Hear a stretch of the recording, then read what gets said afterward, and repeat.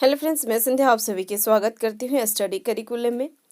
आज हम लोग जो बचा हुआ संस्कृत शिक्षण के जो बचा हुआ था यूनिट 3, 4 और 5, आज के सेशन में हम लोग कवर करेंगे।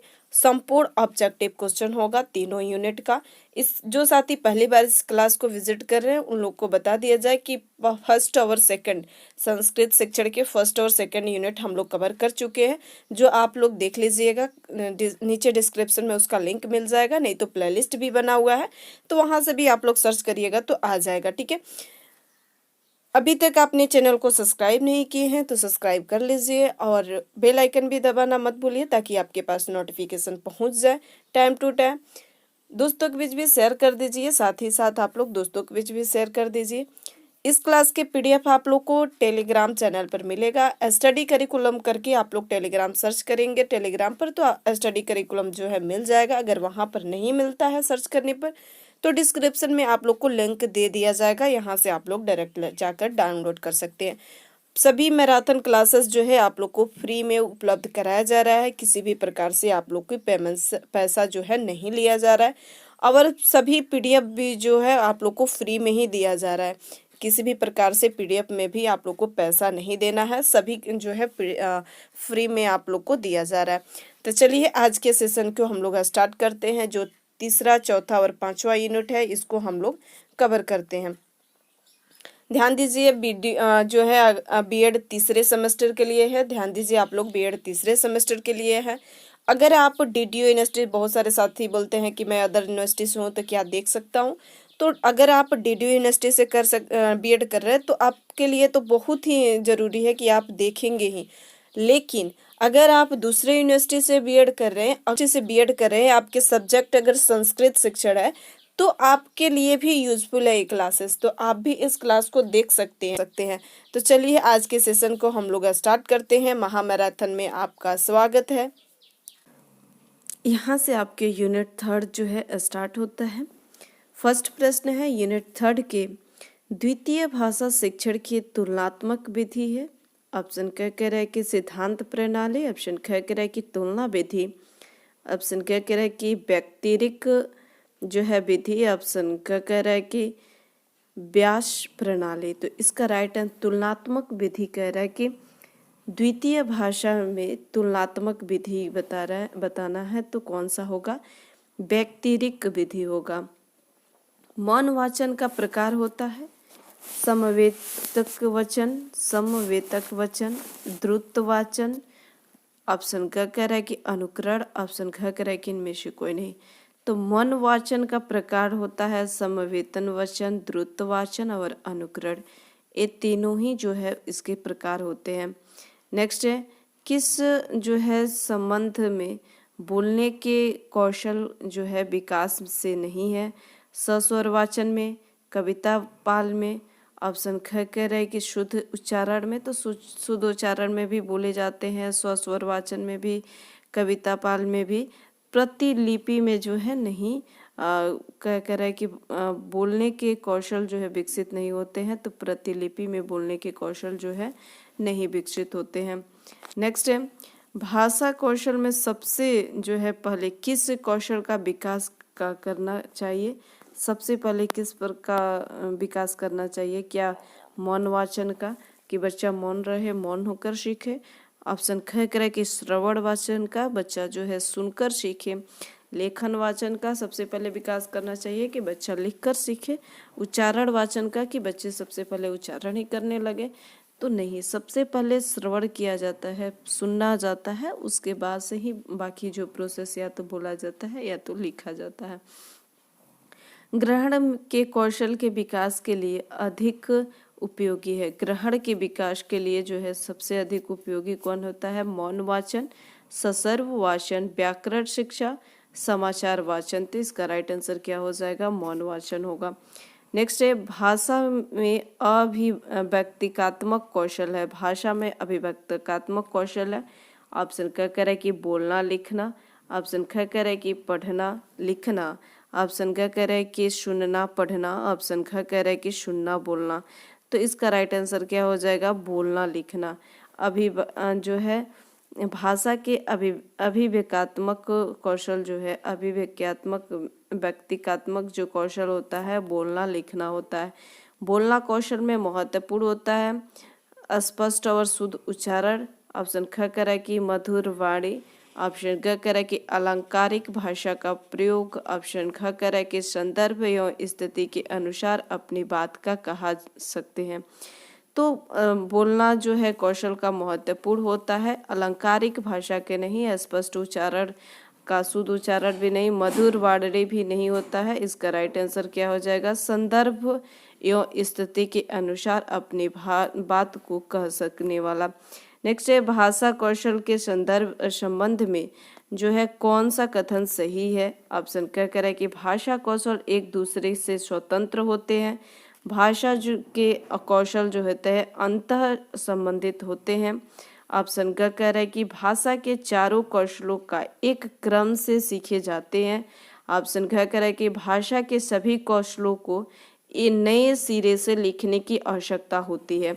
तो भाषा कौशल के संबंध में कौन सा कथन सही है? तो भाषा के कौशल जो है अंतः संबंधित होते हैं। ध्यान दीजिएगा, भाषा कौशल जो होते हैं अंतः संबंधित होते हैं, कौशलों का एक दूसरे से स्वतंत्र नहीं होते हैं। चारों कौशलों को क्रम से लिखे जाते हैं, यह भी सही नहीं है। भाषा के सभी कौशल के नए सिरे से जो है आवश्यक होती है, यह भी सही नहीं है। भाषा के कौशल जो है अंतः संबंधित होते हैं, यह इसका राइट आंसर हो जाएगा। नेक्स्ट है व्याकरण अनुवाद विधि के किस नाम से जाना जाता है? प्रत्यक्ष विधि से, भंडारण विधि से, सैनिक विधि से, ध्वन्यात्मक विधि से। तो इसका राइट आंसर क्या हो जाएगा? भंडारण विधि के नाम से जो है जाना जाता है। वह विधि जो है जिसका प्रयोग चारों भाषाई कौशलों के विकास हेतु किया जाता है, अनुकरणीय विधि। ऑप्शन ख कह रहा है कि दूरस्थ विधि। ऑप्शन ग कह रहा है कि सूत्र विधि। ऑप्शन घ कह रहा है कि द्विभाषिक विधि। तो इसका राइट आंसर क्या हो जाएगा? अनुकरणीय विधि। कौन सा विधि होता है? तो अनुकरणीय विधि होता है। नेक्स्ट है किस विधि को पूर्व प्राथमिक कक्षाओं के लिए प्रभावशाली नहीं मान सकते हैं? अनुकरण को, व्याकरण अनुवाद को, जो है ऑप्शन ख ग कह रहा है कि ध्वन्यात्मक को। ऑप्शन घ कह रहा है कि भाषा संघर्ष को। तो व्याकरण अनुवाद को। नेक्स्ट कौन सी विधि अन्य से भिन्न है? श्रुत लेखन विधि, भाषा संदर्भ विधि, जो है ऑप्शन ग कह रहा है कि व्यक्तिरेक विधि। ऑप्शन घ कह रहा है कि अनुकरण विधि।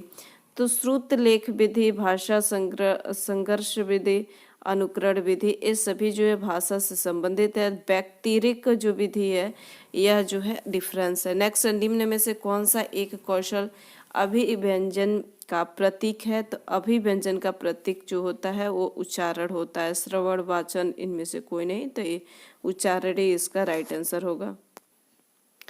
नेक्स्ट है कौशल का वह प्रकार जो प्राथमिक आधार कौशल है, मौखिक ग्राहा। ऑप्शन ख कह रहे कि मौखिक अभिव्यंजना। ऑप्शन ग कह रहे कि लिखित ग्राहा, लिखित अभिव्यंजना। तो इसका राइट आंसर हो जाएगा मौखिक ग्राहा। इनमें से कौन सा जो है गद्य का क्षेत्र नहीं है? तो कबीर के दोहे जो है यह गद्य का क्षेत्र नहीं होते हैं। पूर्व प्राथमिक कक्षाओं के लिए रुचिकर विधि हो सकती है, खेल विधि, डाल्टन विधि, जो कहानी विधि। तो इसका राइट आंसर क्या हो जाएगा? उपयुक्त सभी। नेक्स्ट है व्याकरण शिक्षण की मुख्य विधि है। व्याकरण शिक्षण की कौन सी मुख्य विधि है? व्याख्यान विधि, आगमन विधि, निगमन विधि, आगमन और निगमन विधि। तो इसका राइट आंसर हो जाएगा आगमन और निगमन विधि। भाषा में जो है अर्थबोध विधि किससे संबंधित है? गद्य से है, पद से है, उपयोग दोनों से है। तो इसका राइट आंसर हो जाएगा गद्य से है।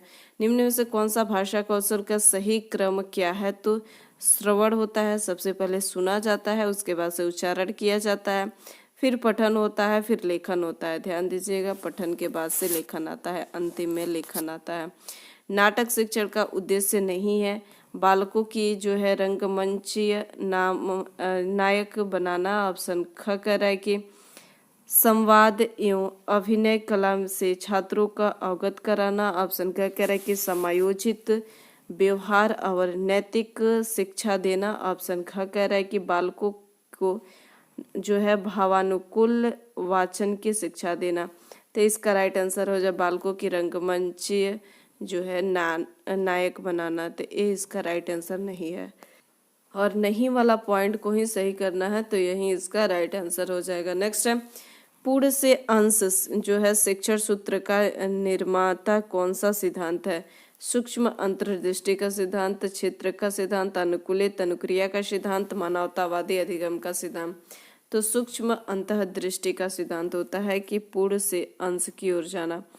इतिहास शिक्षण के जो है प्रायः कितनी विधियां होती हैं?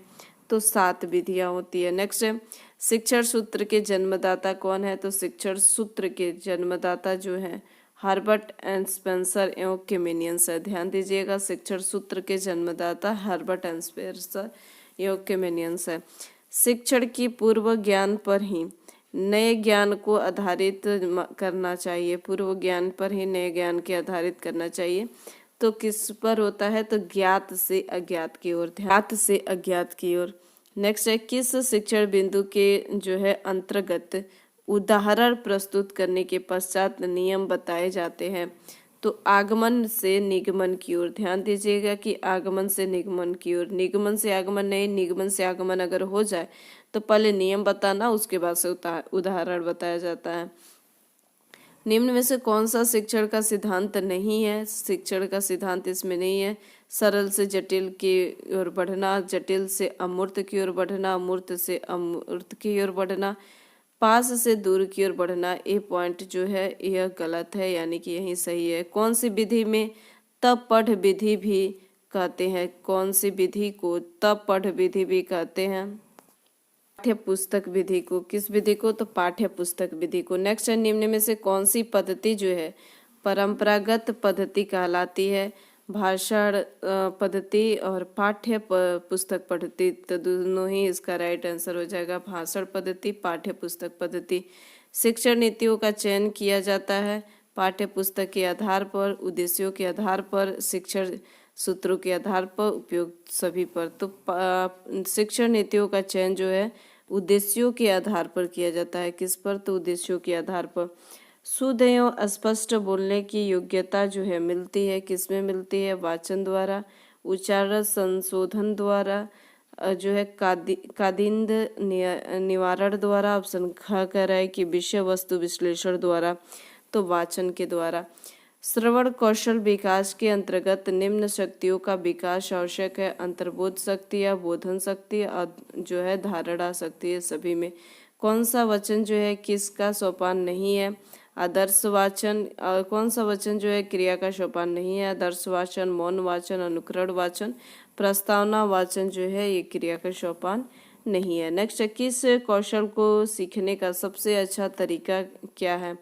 कार्य करके, देखकर, सुनकर, पढ़कर। तो देखकर, पढ़कर, सुनकर ये नहीं, कार्य करके सीखना ही सबसे अच्छा तरीका है। सूक्ष्म शिक्षण का अर्थ होता है लघु कक्षा होता है, शिक्षण क्लांश लघु होता है, पाठ्य वस्तु लघु होता है, उपयोग सभी। तो इसका राइट आंसर क्या हो जाएगा? उपयोग सभी हो जाएगा। नेक्स्ट है सूक्ष्म शिक्षण का उद्देश्य होता है शिक्षण कौशलों का विकास करना, शिक्षण कौशलों के प्राप्ति करना। ऑप्शन ग कह रहा है कि पाठ्य वस्तु का पूर्व शिक्षण देना, कक्षा शिक्षण करना। तो इसका राइट आंसर हो जाएगा शिक्षण कौशलों का विकास करना। सूक्ष्म शिक्षण का उपयोग किया जाता है प्रशिक्षण संस्थाओं में। ऑप्शन ख कह रहा है कि महाविद्यालय के कक्षाओं में। ऑप्शन ग कह रहा है कि प्राथमिक कक्षाओं में। ऑप्शन घ कह रहा है कि माध्यमिक कक्षाओं में। तो इसका राइट आंसर होता है प्रशिक्षण संस्थाओं में। सूक्ष्म शिक्षण का उपयोग करते हैं, कैसे करते हैं? तो शिक्षण कौशल में करते हैं। सूक्ष्म शिक्षण की मुख्य अवस्था है, मुख्य अवस्था क्या है? अंतरण है। ऑप्शन ख कह रहा है कि कौशल का अधिग्रहण है। ऑप्शन ग कह रहा है कि ज्ञान प्राप्ति है। ऑप्शन ख कह रहा है कि उपयोग सभी है। तो इसका राइट आंसर क्या हो जाएगा? उपयोग सभी है। सूक्ष्म शिक्षण की जो है प्रयुक्त करते हैं। ऑप्शन क कह रहा है कि प्रशिक्षण प्रविधि में। ऑप्शन ख कह रहा है कि पृष्ठ पोषण प्रविधि में। ऑप्शन ग कह रहा है कि उपयोग दोनों में। ऑप्शन ख कह रहा है कि इनमें से कोई नहीं। तो इसका राइट आंसर क्या हो जाएगा? उपयोग दोनों में।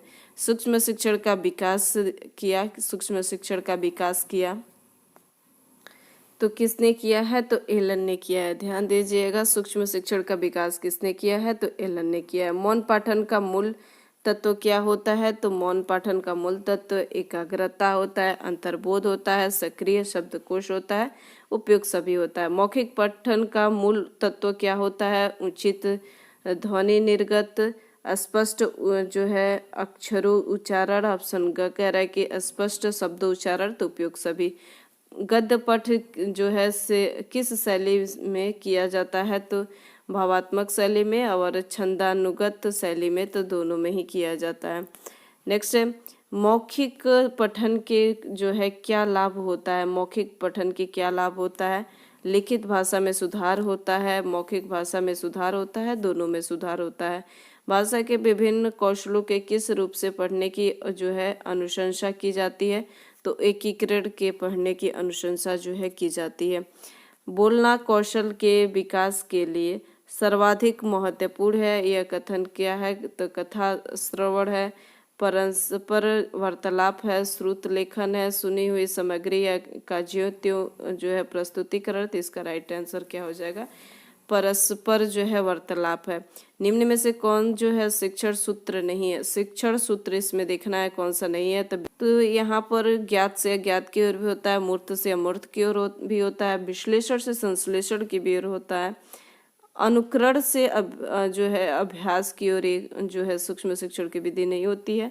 यानी कि यही इसका राइट आंसर हो जाएगा। इसके भी आप लोग कमेंट सेक्शन में जरूर बताइएगा कि इसका राइट आंसर भी क्या होगा।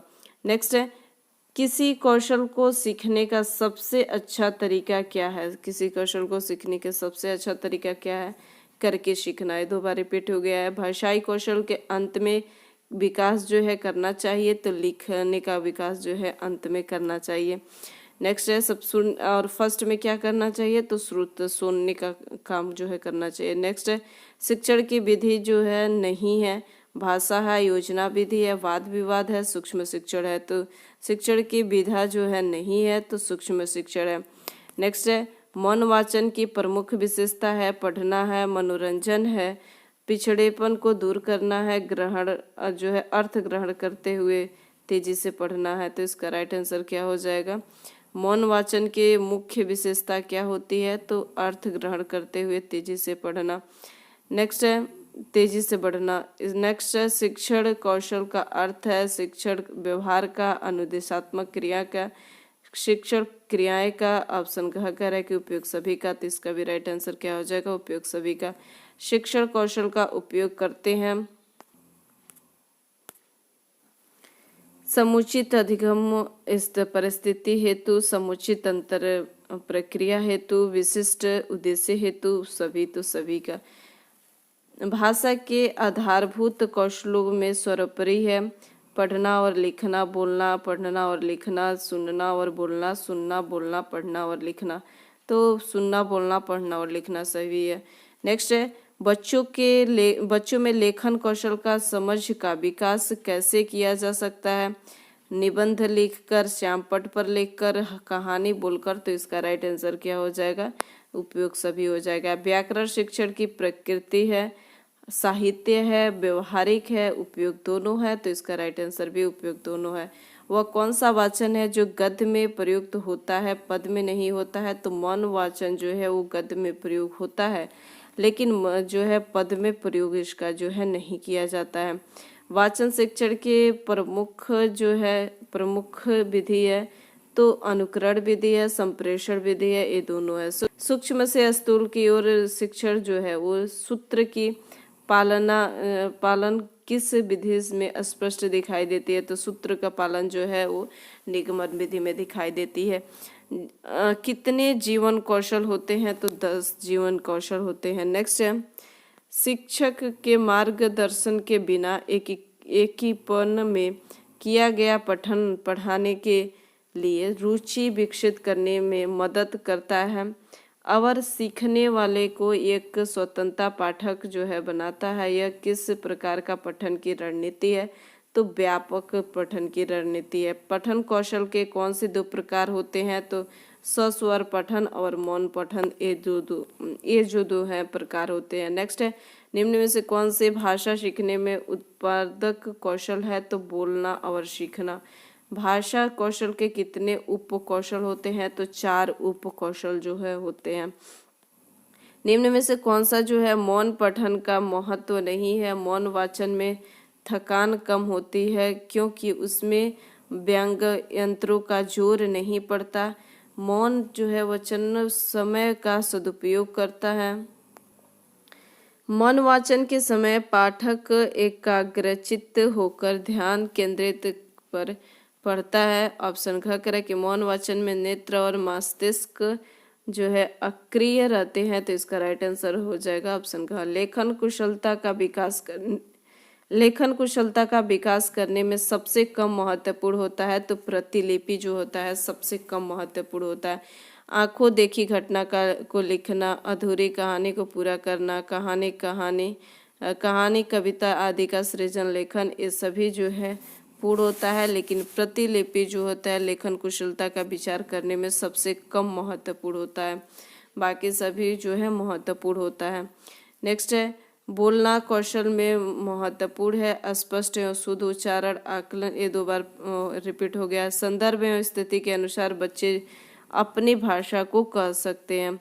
नेक्स्ट है श्रवण पठन लेखन किस उद्देश्य के अंतर्गत आते हैं? तो कौशल के उद्देश्य के अंतर्गत आते हैं। श्रुत लेखन विधि जो है उद्देश्य नहीं है। लेखन गति का विकास, शुद्ध एवं स्पष्ट लेखन का विकास, वाचन गति का विकास, एकाग्रचित्ता का विकास, तो वाचन गति का विकास ये जो है श्रुत लेखन विधि का उद्देश्य नहीं है। नेक्स्ट है स्वस्वर वाचन का अभ्यास कराने के लिए प्रयुक्त साधन क्या है?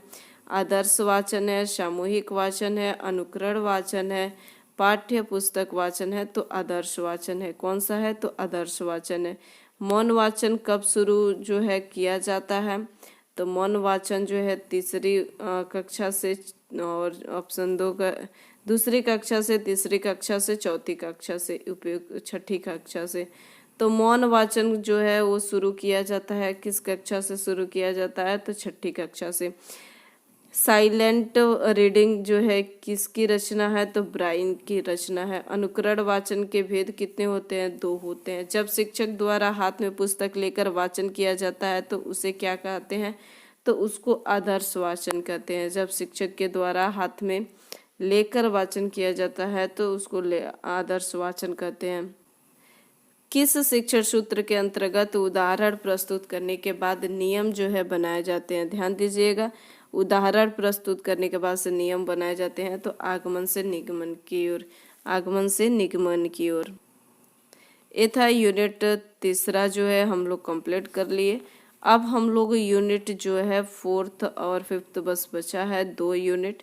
इसके बाद से हम ये दोनों यूनिट को कंप्लीट करेंगे।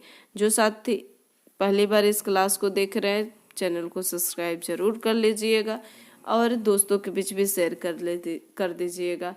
ये क्लास जो है आप लोग को फ्री में वो प्रोवाइड की जा रही है, किसी भी प्रकार के आप लोग को पैसा नहीं देना पड़ रहा है। सभी क्लासेस आप लोग को फ्री में उपलब्ध कराया जा रहा है। तो चलिए नेक्स्ट प्रश्न की ओर, चलिए नेक्स्ट यूनिट की तरफ हम लोग चलते हैं।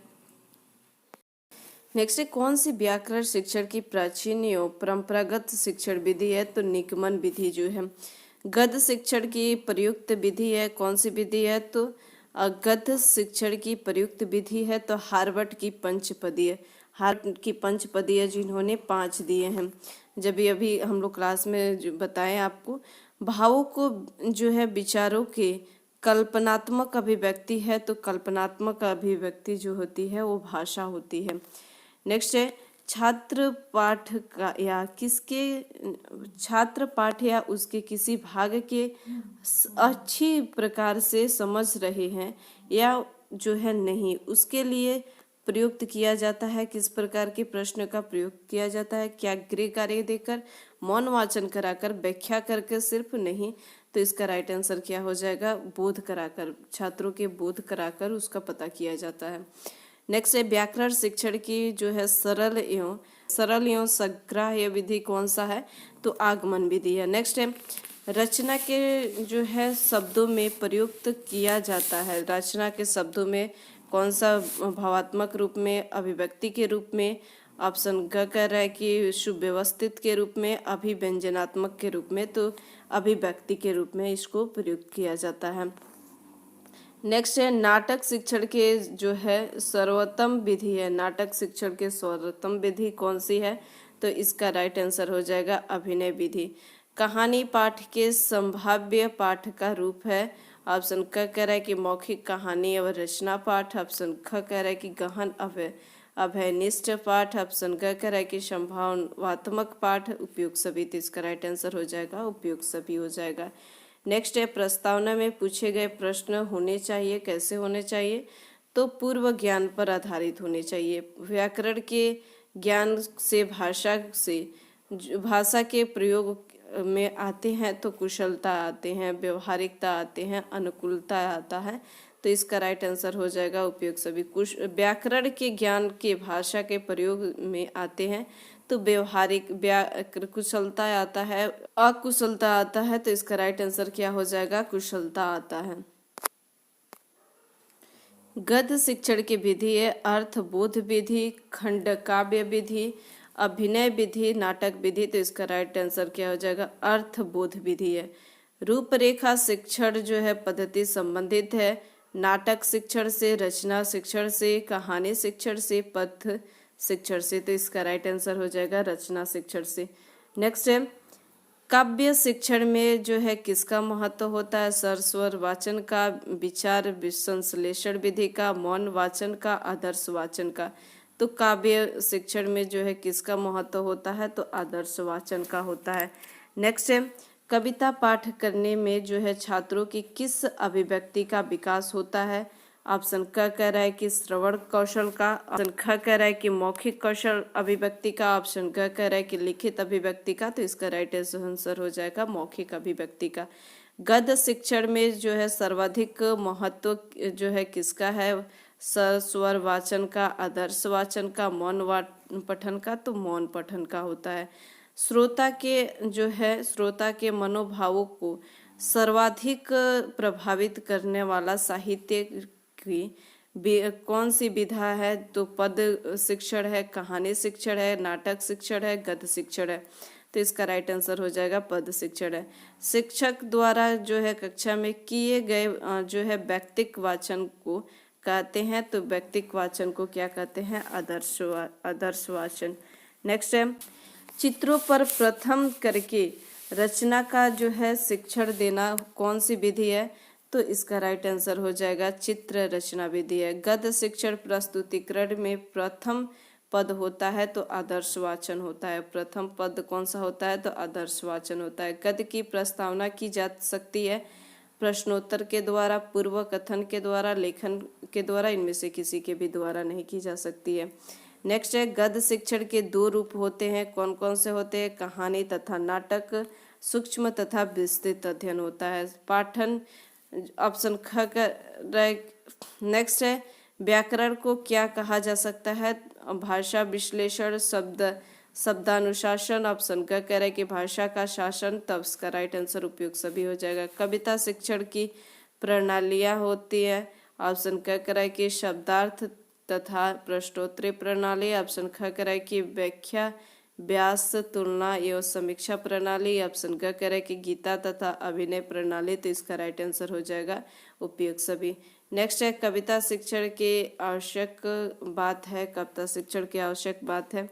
ऑप्शन क कह रहा है कि भावात्मक विकास पर बल हो। ऑप्शन ख कह रहा है कि व्याकरण का कार्य कम से कम हो। ऑप्शन ग कह रहा है कि भाषा व्याख्या संक्षिप्त, सरल तथा भावपूर्वक हो, तो इसका राइट आंसर उपयुक्त सभी हो जाएगा।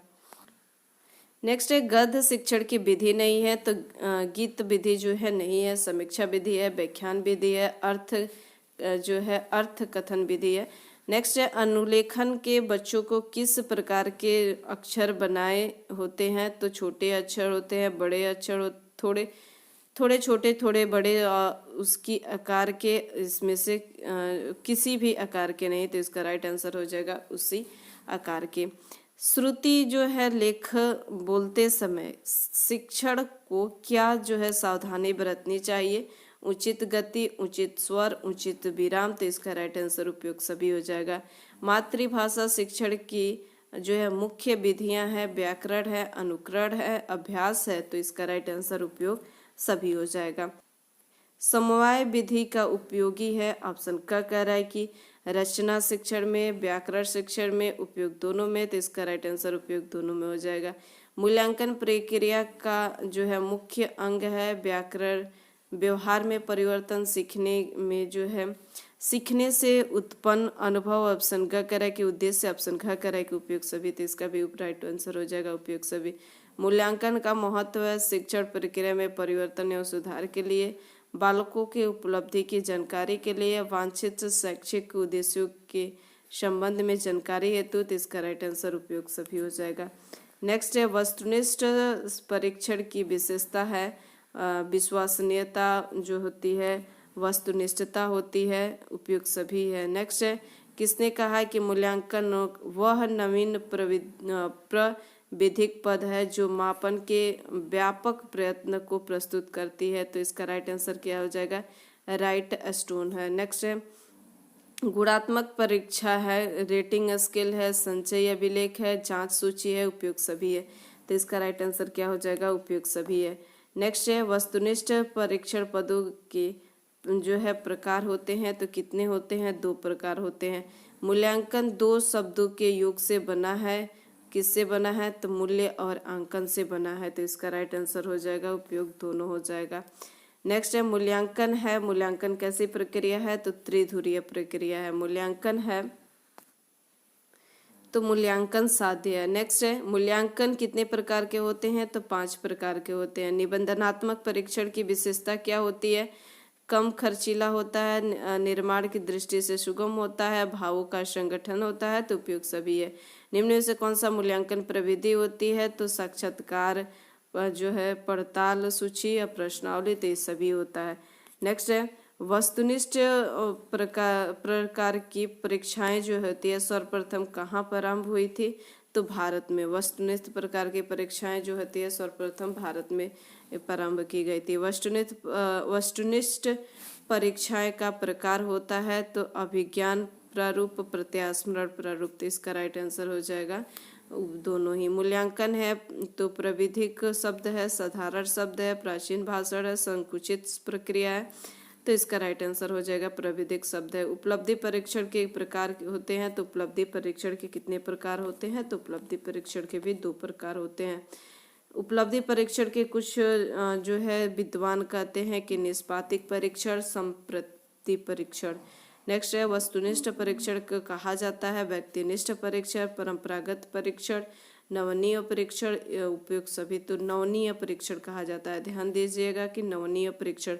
वस्तुनिष्ठ परीक्षण के दोष होते हैं, प्रश्नों के निर्माण में कठिनता होती है, ज्ञान पक्ष का मापन होता है। ऑप्शन ग करें कि अंदाजा से उत्तर लगाया जाता है, जैसे आप लोग भी एग्जाम में अंदाजा से उत्तर लगाकर चले आते हैं। जिस प्रश्न को नहीं पता रहता है तो अंदाजा से सबसे ज़्यादा वस्तुनिष्ठ प्रश्नों में उत्तर लगाया जाता है, इसका यही दोष है, उपयोग सभी दोष है। नेक्स्ट है निबंधनात्मक परीक्षण में कहा जाता है परंपरागत परीक्षण, आत्मनिष्ठ परीक्षण, प्राचीन प्रणाली परीक्षण, तो उपयोग सभी है। निबंधनात्मक परीक्षण के गुण होते हैं ज्ञान, रुचि, अभिवृत्ति, मापन, विस्तृत अध्ययन, चिंतन और प्रोत्साहन देना, अंतर्दृष्टि और दृष्टि का मापन करना, उपयोग सभी हो जाता है। निबंधनात्मक परीक्षण के दोष होते हैं ए परीक्षण जो होते हैं चांस फैक्टर पर निर्भर करते हैं, ए परीक्षण कम वैध एवं विश्वसनीय होते हैं, ए परीक्षण छात्रों को रटने की बाध्य करती है, उपयोग सभी,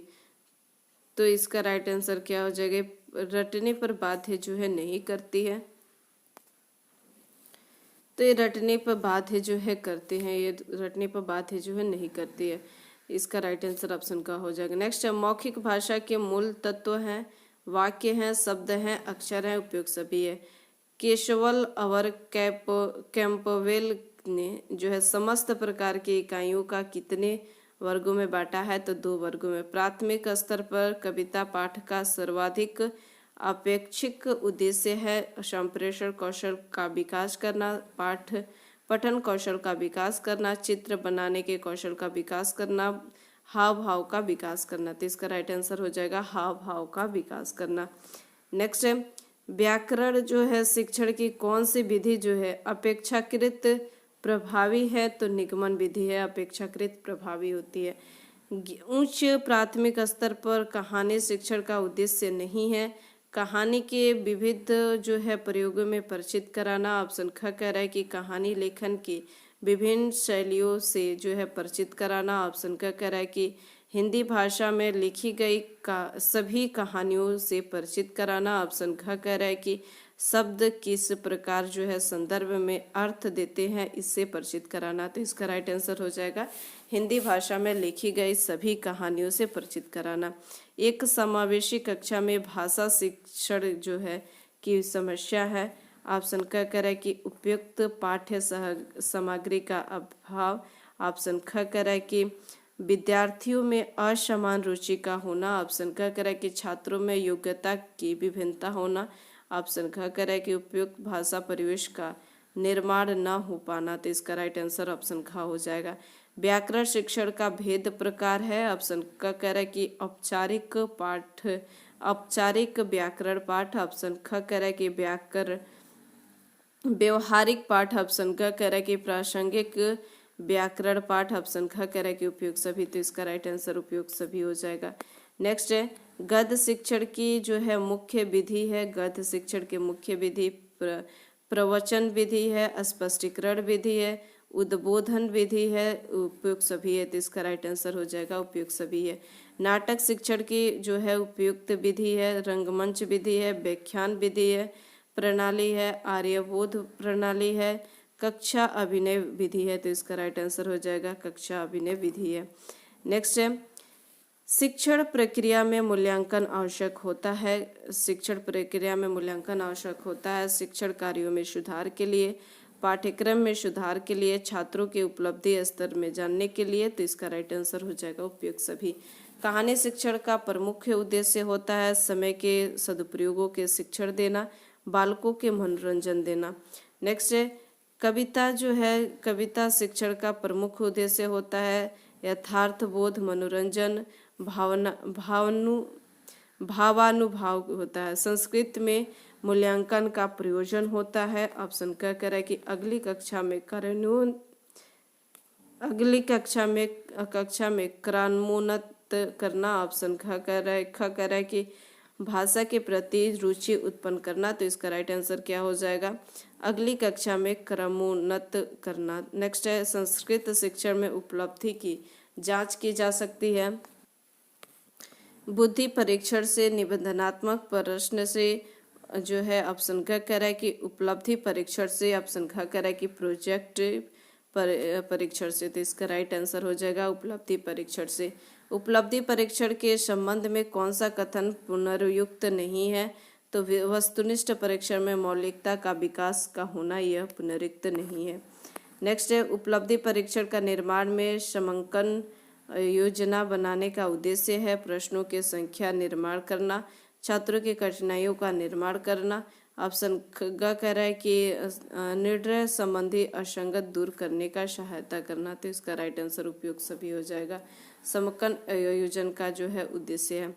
मूल्यांकन का क्षेत्र होता है तो मूल्यांकन का क्षेत्र कैसा होता है? व्यापक होता है। मात्रात्मक जो है मापन का आधार होता है तो मात्रात्मक मापन का आधार जो होता है इकाई होता है। मात्रात्मक मापन का आधार जो होता है इकाई होता है।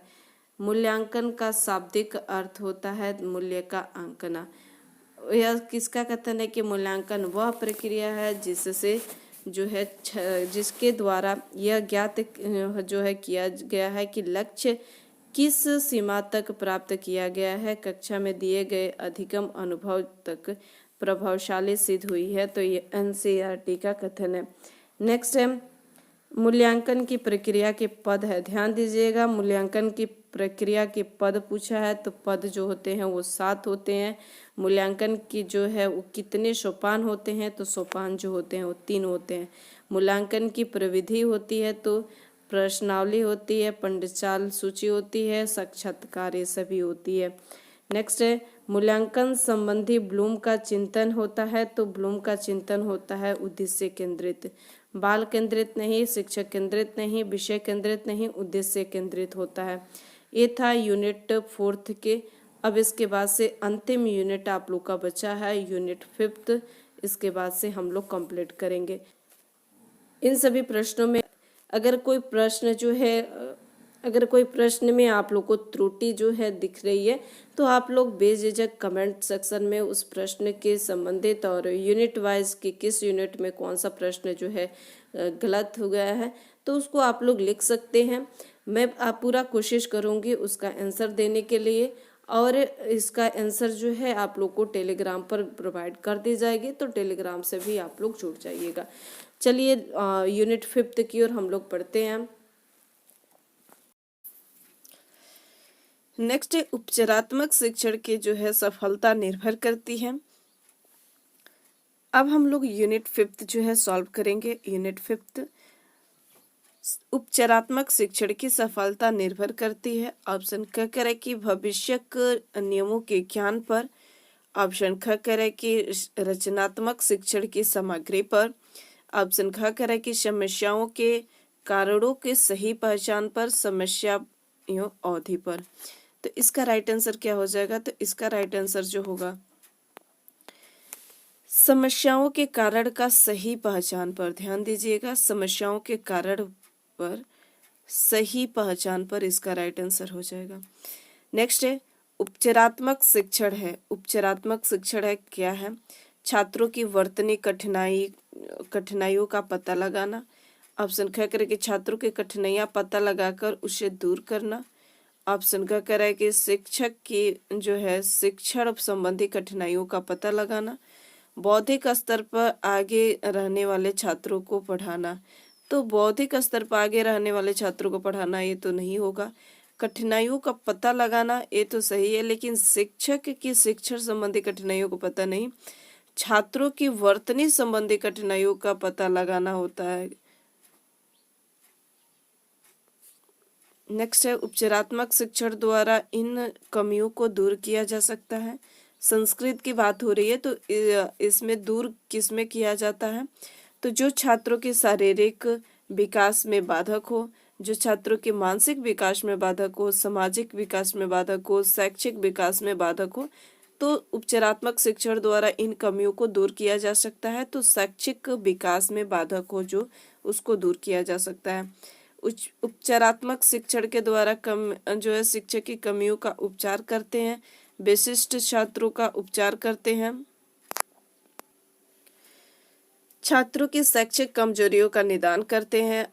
ऑप्शन ख करे कि छात्रों के घायल होने का उपचार करते हैं। तो छात्रों की शैक्षिक कमजोरियों का निदान करते हैं। ध्यान दीजिएगा, शैक्षिक कमजोरियों का निदान करते हैं।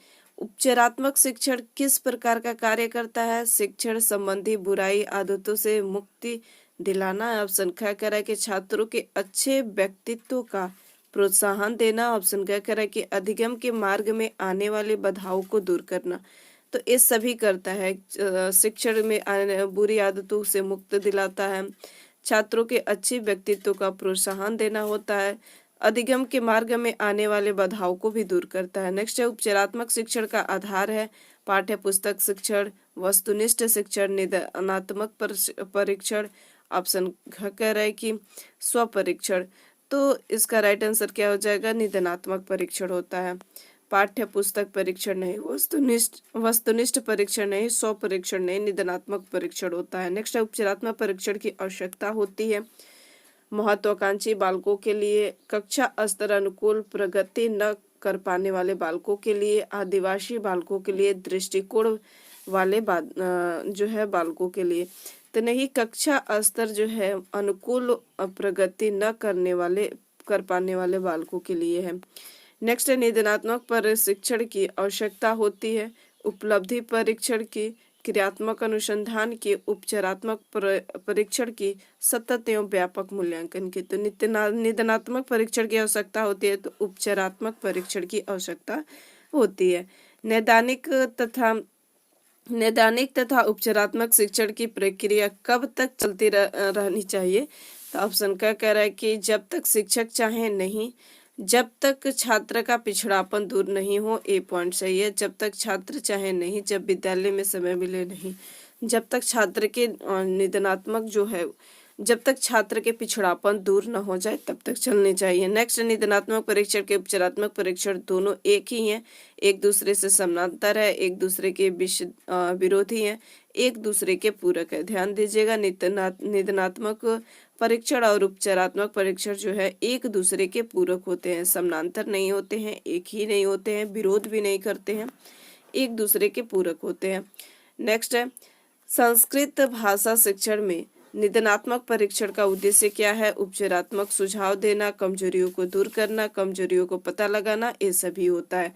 कमजोरियों को दूर करना होता है, कमजोरियों को पता लगाना होता है और सुझाव देना होता है उपचारात्मक। नेक्स्ट है, शिक्षण सहायक सामग्री में जो है सापेक्ष प्रभावशाली का अध्ययन किया तो एडगर डेले ने किया है। नेक्स्ट, निम्न में से सर्वाधिक प्रभावी शिक्षण सामग्री कौन सी है? तो श्रव्य दृश्य शिक्षण सामग्री है, सबसे ज्यादा प्रभावशाली होती है। सिर्फ श्रव्य जो है शिक्षण सामग्री नहीं, सिर्फ देखने वाला नहीं, श्रव्य दृश्य दोनों ही जो रहती है वह सबसे ज्यादा प्रभावशाली होती है। भाषा शिक्षण में श्रव्य दृश्य साधन के उपयोग का मुख्य प्रयोजन है रोचकता का संचार करना, मनोरंजन करना, ऑप्शन का करा के शिक्षण में विविधता लाना, छात्रों के इंद्रियों का क्रियाशील करना। तो इसका राइट आंसर क्या हो जाएगा? छात्रों के इंद्रियों का क्रियाशील करना। कौन सा जो है श्रव्य दृश्य सामग्री का उदाहरण है? यहाँ से देखिए कि कौन सा है जो श्रव्य दृश्य सामग्री का उदाहरण है। नाटक, मॉडल, बुलेटिन बोर्ड, रेडियो। तो इसका राइट आंसर क्या हो जाएगा? नाटक। भाषा प्रयोगशाला का उपयोग जो है निम्नलिखित में से किस शिक्षण के लिए किया जाता है? सुनने का कौशल के लिए, बोलने का कौशल के लिए, दोनों के लिए, सुनने का कौशल और बोलने का कौशल। इकाई योजना का पद नहीं है। प्रस्तावना, प्रश्न लिखना, उप विभागों के जो है उद्देश्य निर्धारित करना, शिक्षक छात्र क्रियाएं निश्चित करना, संपूर्ण इकाई को उप विभागों में बांटना। तो प्रस्तावना का प्रश्न जो है यह नहीं होता है। ध्यान दीजिएगा, भाषा प्रयोगशाला में शिक्षण किस रूप में होता है? भाषा प्रयोगशाला में शिक्षण जो है वो किस रूप में होता है? व्यक्तिक रूप में, सामूहिक रूप में, व्यक्तिक एवं सामूहिक दोनों रूप में, इनमें से कोई नहीं। तो व्यक्तिक एवं सामूहिक दोनों रूप में होता है। भाषा कक्षा में संक्षिप्त शब्दकोश कहाँ जो है रखा होना चाहिए? स्टोर रूम में। ऑप्शन ख करें कि प्रत्येक सीट पर, ऑप्शन ग करें कि एक निश्चित स्थान पर, कहीं भी नहीं। तो इसका राइट आंसर हो जाएगा एक निश्चित स्थान पर। भाषा कक्ष में टेप रिकॉर्डर कहाँ रखा होना चाहिए? तो स्टोर रूम में जो है रखा होना चाहिए। भाषा पुस्तकालय ने किस जो है प्रकार की पुस्तक के होनी चाहिए? जो है ऑप्शन क कराए कि लोक मंगलकारी, ऑप्शन ख कराए कि साहित्य, ऑप्शन ग कराए कि लोक रंजनकारी। तो इसका राइट इस सभी प्रकार के। तो भाषा पुस्तक के जो है इस सभी प्रकार की होनी चाहिए, साहित्यकार भी होना चाहिए, लोक मंगलकारी भी और लोक रंजनकारी भी होना चाहिए। नेक्स्ट है, भारत जो है पुस्तकालय में मुख्य रूप से क्या लाभ है? भारत पुस्तकालय में मुख्य रूप से क्या लाभ है? कक्ष शिक्षण की पूर्ति, ऑप्शन ख करें कि स्व अध्याय के अवसर। तो इसका राइट आंसर ऑप्शन का हो जाएगा। शैक्षिक निदान की विधियां हैं, साक्षात्कार है, संचय अभिलेख है, निरीक्षण एवं परीक्षण है। तो ये सभी है। यह किसने कहा है कि कभी कभी निदानात्मक विधियां जो है संवेगात्मक दोषों को दूर कर देती है? तो मुखर्जी जी का कथन है। किसका कथन है? तो मुखर्जी जी का कथन है। उपचारात्मक शिक्षण पद्धतियां हैं। कैसी पद्धतियां हैं? तो व्यक्तिगत उपचार है, ऑप्शन ख कह रहा है कि सामूहिक उपचार है, ऑप्शन ग कह रहा है कि उपयोग सभी दोनों है। तो दोनों ही है। नेक्स्ट है, निदानात्मक परीक्षण जो है इसमें सहायता प्रदान करता है उपलब्धि परीक्षण में, परीक्षण दोनों के प्रकार निर्धारित करने में, ऑप्शन ग कराए कि दोनों। तो इसका राइट आंसर दोनों हो जाएगा। निदानात्मक परीक्षणों का मुख्य उद्देश्य शिक्षण अधिगम प्रक्रिया में होता है। ऑप्शन ख करें कि बुद्धि करना, ऑप्शन ख करें कि गति प्रदान करना, ऑप्शन ख करें कि सुधार लाना। तो इसका राइट आंसर क्या हो जाएगा? सुधार लाना। निदानात्मक परीक्षणों के द्वारा क्या जो है व्यवस्था की जाती है? क्या व्यवस्था इसमें की जाती है? उपचारात्मक सुझाव देना, कमजोरियों को पता लगाना, कमजोरियों को दूर करना, उपयोग सभी। तो कमजोरियों को पता लगाना, उपचारात्मक सुझाव देना, ये सभी जो है किया जाता है। नेक्स्ट है, कौन सी जो है पाठ्य सहगामी क्रियाकलाप जो है भाषा सीखने में सहायक होती है? तो परिचर्चा जो है यह सहायक होती है। पाठों के याद करना नहीं होती है, गीत नहीं होती है, घटना वर्णन नहीं होता है, परिचर्चा जो है क्लास में कराया जाना चाहिए। नेक्स्ट है, इकाई परीक्षण का मुख्य उद्देश्य क्या होता है? अगली इकाई को पढ़ाना। ऑप्शन ख करें कि पता लगाना कि छात्रों ने इकाई से संबंधित सामग्री को समझा या नहीं, छात्रों की अनुशासित रखना। ऑप्शन घ करें कि छात्रों की हमेशा परीक्षा की तैयार रखना, या भी नहीं, अनुशासित नहीं, इकाई को पढ़ाना नहीं। पता लगाना कि छात्रों में इकाई से संबंधित सामग्री को जो है वो समझ पा रहे हैं या नहीं समझ पा रहे हैं, इसका पता जो है लगाया जाता है। क्रियात्मक अनुसंधान होते हैं, बाह्य मूल्यांकन होता है, आंतरिक मूल्यांकन होता है, दोनों होता है, इनमें से कोई नहीं होता है। तो क्रियात्मक अनुसंधान जो होते हैं वो बाह्य और आंतरिक दोनों ही होते हैं। क्रियात्मक अनुसंधान का मुख्य उद्देश्य है सैद्धांतिक, तथ्यात्मक, व्यवहारिक, उपयोग सभी। तो क्रियात्मक अनुसंधान का व्यवहारिक होता है, ध्यान दीजिएगा, व्यवहारिक होता है, सैद्धांतिक नहीं होता है, तथ्यात्मक भी नहीं होता है, व्यवहारिक होता है। क्रियात्मक अनुसंधान जो है सीमित होता है, छात्र तक, समाज तक, मोहल्ले तक, तो विद्यालय तक सीमित होता है। हिंदी शिक्षण में क्रियात्मक अनुसंधान की समस्या है वाक्य संरचना, शुद्ध लिखना, शुद्ध उच्चारण, उपयोग सभी होता है। क्रियात्मक अनुसंधान का संपादन करता है तो हिंदी शिक्षक जो है यह इसका संपादन करता है। नेक्स्ट है, क्रियात्मक अनुसंधान को शिक्षा जगत में अस्थायी रूप से कितने प्रतिष्ठित किया है? किसने जो है प्रतिष्ठित किया है? लेकिन ने, स्टीफन एम कोरे ने, ब्लेयर ने, कैलियर ने। तो इसका राइट आंसर हो जाएगा कोरे ने। क्रियात्मक अनुसंधान के प्रवर्तक कौन है? तो स्टीफन एम कोरे हैं। ध्यान दीजिएगा, क्रियात्मक अनुसंधान के प्रवर्तक पूछ रहा है तो स्टीफन एम कोरे हैं। क्रियात्मक अनुसंधान के निष्कर्षों का रूप होता है तो व्यवहारिक रूप होता है। कैसा रूप होता है? तो व्यवहारिक रूप होता है। यहाँ पर आप लोग उपयोग टिक मत लगाइएगा, सैद्धांतिक प्रतिपादन नहीं होता है, सामान्यीकरण नहीं होता है, व्यवहारिक रूप होता है। क्रियात्मक अनुसंधान की रूपरेखा होती है, नमनीय होती है, कठोर होती है, लचीली होती है, सरल होती है। तो कैसा होता है?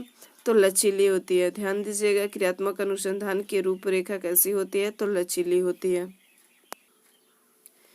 क्रियात्मक अनुसंधान हेतु सोपान होते हैं, तो कितने सोपान होते हैं? तो 7 होते हैं। क्रियात्मक अनुसंधान संबंधी शिक्षक से, छात्र से, विद्यालय से, तो इस सभी से होता है। नेक्स्ट है, क्रियात्मक अनुसंधान का मूल्य उद्देश्य क्या होता है? समस्या का समाधान ढूंढना, नवीन शोधों को पुरस्कार प्राप्त करना, उपाधि प्राप्त करना, ये नहीं, नवीन शोधों भी नहीं, समस्या का समाधान ढूंढना होता है क्रियात्मक अनुसंधान। क्रियात्मक अनुसंधान में उपकरण जो है प्रयुक्त होता है।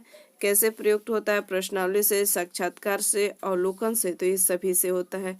क्रियात्मक अनुसंधान के लिए क्या जो है आवश्यक है? पर्याप्त शिक्षक, प्रख्यात शिक्षक, परिकल्पना निर्माण, कक्षा कक्ष, तो परिकल्पना निर्माण होता है। नेक्स्ट है, टेलीविजन किस प्रकार की शिक्षण सहायक सामग्री है? तो टेलीविजन जो है वो दृश्य श्रव्य दोनों ही प्रकार की है। निम्न में से श्रव्य सामग्री कौन सा है? मानचित्र है, दूरदर्शन है, रेडियो है, श्यामपट है, तो रेडियो है इसका। नेक्स्ट है, और दूरदर्शन क्या है? श्रव्य सामग्री पूछ रहा है। दूरदर्शन क्या है? तो दृश्य श्रव्य दोनों है। श्यामपट क्या है? तो सिर्फ दृश्य है। और मानचित्र क्या है? यह भी दृश्य है। प्रोजेक्ट कितने प्रकार के होते हैं? तो प्रोजेक्ट जो है 4 प्रकार के होते हैं।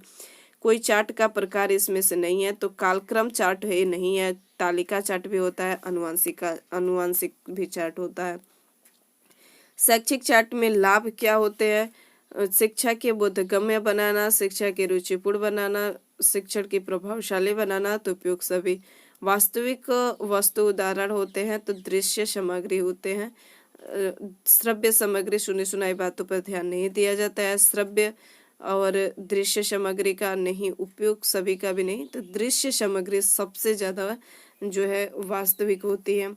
अमुद्रित माध्यम होते हैं। कैसे माध्यम होते हैं? दूरदर्शन होते हैं, रेडियो होते हैं, दोनों ही होते हैं अमुद्रित माध्यम। इकाई पाठ योजना के प्रवर्तक कौन है? तो इकाई पाठ योजना के प्रवर्तक मॉरिसन है। किलपैट्रिक जो है ये प्रोजेक्ट के हैं, ब्लूम जो है ये कौन से हैं, ज्ञानात्मक पक्ष दिए हैं। आशा शिक्षण में दृश्य श्रव्य सामग्री का जो है मुख्य प्रयोजन है। ऑप्शन क कह रहा है कि शिक्षण कार्य को सरल बनाना। ऑप्शन ख कह रहा है कि पाठ्य के कक्षा का अनवरत बनाए रखना। छात्रों के विभिन्न इंद्रियों के प्रति क्रियाशील बनाना। ऑप्शन ख कह रहा है कि छात्रों की नवीन उपकरणों के प्रति उत्सुक बनाना।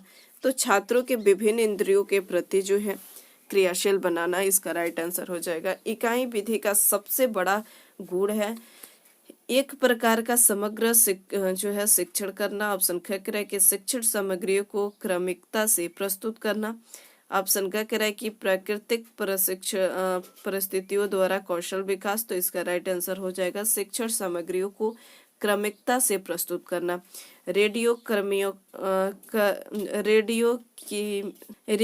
की सीमाओं को नेक्स्ट एंड रेडियो की सीमाओं को कौन कौन सा श्रव्य साधन दूर कर सकता है? ग्रामोफोन, लिंगोफोन, टेप रिकॉर्डर, इनमें से कोई नहीं। तो ग्रामोफोन जो है यह दूर कर सकता है। नेक्स्ट है लिंगोफोन जो है कैसा शैक्षिक उपकरण है? तो यह श्रव्य है। ध्यान दीजिएगा कैसा है, तो यह श्रव्य है। उपचारात्मक शिक्षण के उद्देश्य होते हैं विषय के प्रति रुचि उत्पन्न करना, छात्रों का पिछड़ापन दूर करना, छात्रों की त्रुटियां का पता लगाना, छात्रों की प्रगति का ज्ञान प्राप्त करना। तो छात्रों का पिछड़ापन जो है दूर करना। नेक्स्ट है फलांकन बोर्ड का उपयोग होता है चित्र प्रदर्शन हेतु, लेखन हेतु, श्रवण हेतु, परीक्षण हेतु। तो चित्र प्रदर्शन हेतु जो है किया जाता है। चित्र विस्तारक यंत्र जो है किस प्रकार की सहायक सामग्री है? यांत्रिक श्रव्य सामग्री, यांत्रिक दृश्य श्रव्य सामग्री, यांत्रिक दृश्य सामग्री, इनमें से कोई नहीं। तो यांत्रिक दृश्य सामग्री है। उपचारात्मक शिक्षण जो है नहीं होना चाहिए। अभ्यास, उत्साहवर्धन, उपहास, सहानुभूति। तो इसका राइट आंसर हो जाएगा उपहास। नेक्स्ट है उपचारात्मक शिक्षण में आवश्यक नहीं है। ध्यान दीजिएगा इसमें से उपचारात्मक शिक्षण में आवश्यक कौन सा नहीं है? शिक्षण विधि को अस्थायी करना, पहले निदानात्मक परीक्षण कर लेना। ऑप्शन घ कह रहा है कि छात्र को गलती की अवहेलना नहीं कराना। ऑप्शन घ कह रहा है कि इनमें से कोई नहीं। तो छात्र को गलती का अवहेलना जो है यह नहीं कराया जाता है। नेक्स्ट है इकाई योजना जो है आधारित नहीं होती है। तो प्रस्तावना, उद्देश्य कथन, प्रस्तुतिकरण, मूल्यांकन। तो प्रस्तावना पर आधारित नहीं होती है। प्रयोगशाला में कार्य करते समय छात्र किस विधि का जो है अनुसरण करता है? आगमन विधि का, निगमन विधि का, प्रदर्शन विधि का, योजना विधि का। तो आगमन विधि का जो है छात्र अनुसरण नहीं करता है। ये था अंतिम प्रश्न। मिलते हैं अब हम लोग नेक्स्ट सेशन में एक नेक्स्ट टॉपिक के साथ में। अभी तक अपने चैनल को सब्सक्राइब नहीं किए हैं तो सब्सक्राइब जरूर कर लीजिए और साथ ही साथ अपने दोस्तों के बीच भी शेयर कर दीजिएगा। इस क्लास में जिस प्रश्न में आप लोग को डाउट है तो यूनिट वाइज उस प्रश्न का जो है नंबर वाइज आप लोग कमेंट सेक्शन में लिख सकते हैं। प्रश्न भी लिख सकते हैं कि इसका प्रश्न का आंसर जो है अपना राय भी दे सकते हैं। मैं पूरा कोशिश करूंगी उसको सर्च करके आप लोग को टेलीग्राम पर दे दूंगी। चलिए मिलते हैं नेक्स्ट सेशन में। इस क्लास का पीडीएफ जो है आप लोग को टेलीग्राम पर ही दिया जाएगा। Thank you.